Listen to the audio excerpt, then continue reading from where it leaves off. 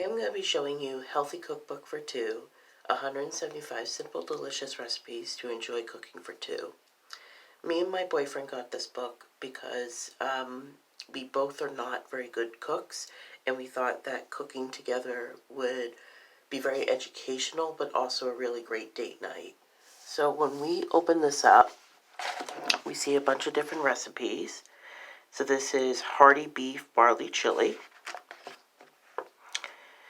This is, can't even pronounce the first word, cowshish avocado salad, weeknight recipes, root vegetable curry. These are all chicken recipes.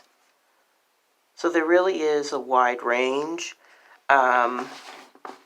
The way that the book is laid out is like the calories and everything nutritionally is here.